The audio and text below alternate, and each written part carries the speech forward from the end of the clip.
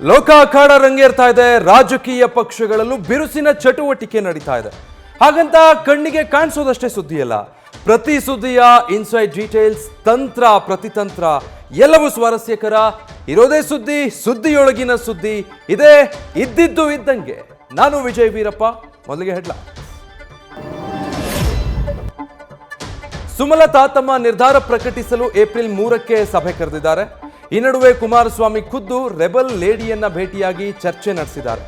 ಆದರೆ ಕಾಂಗ್ರೆಸ್ ಮಾತ್ರ ಸುಮಲತಾ ನಡೆಯನ್ನ ಸೂಕ್ಷ್ಮವಾಗಿ ಗಮನಿಸ್ತಾ ಇದೆ. ಲಾಭ ಹೇಗೆ ಮಾಡಿಕೊಳ್ಳೋದು ಅನ್ನೋ ಲೆಕ್ಕಾಚಾರದಲ್ಲಿದೆ. ಲೋಕಸಭೆ ಚುನಾವಣೆ ಸರ್ಕಾರ ಪತನಕ್ಕೆ ನಾಂದಿ ಹಾಡುತ್ತಾ? ರಾಜ್ಯದಲ್ಲಿ ಸಿದ್ದರಾಮಯ್ಯ ನೇತೃತ್ವದ ಸರ್ಕಾರ ಪತನ ಪಕ್ಕನ? ಇಂಥ ಚರ್ಚೆ ನಡೀತಾ ಇದೆ. ಇದಕ್ಕೆ ಕಾರಣ ವಿಪಕ್ಷ ನಾಯಕರ ಹೇಳಿಕೆಗಳು. ಯಡಿಯೂರಪ್ಪ, ಕುಮಾರಸ್ವಾಮಿ, ವಿಜಯೇಂದ್ರ, ದೇವೇಗೌಡರು ಎಲ್ಲರೂ ಹೇಳ್ತಾ ಇರೋದು ಒಂದೇ ಮಾತು: ಲೋಕಸಭೆ ಎಲೆಕ್ಷನ್ ಬಳಿಕ ಸರ್ಕಾರ ಇರೋದು ಡೌಟ್. ಕೆಪಿಸಿಸಿ ಅಧ್ಯಕ್ಷರು ನಾಳೆ ಹಾಸನ, ಮಂಡ್ಯಕ್ಕೆ ಕಾಲಿಡ್ತಾ ಇದ್ದಾರೆ. ಇದು ಲೋಕಸಭಾ ಚುನಾವಣೆ ಗೆಲ್ಲೋ ದೃಷ್ಟಿಯಲ್ಲಿನ ಪ್ರವಾಸ ಅನ್ನೋದು ನಿಜ. ಆದರೆ ಇದರ ಹಿಂದೆ ದೂರದೃಷ್ಟಿಯೂ ಇದೆ. ಒಕ್ಕಲಿಗ ಸಮುದಾಯದ ಪ್ರಬಲ ನಾಯಕನಾಗಲು ವೇದಿಕೆ ಸೃಷ್ಟಿಸಿಕೊಳ್ಳೋ ಲೆಕ್ಕಾಚಾರವೂ ಅಡಗಿದೆ.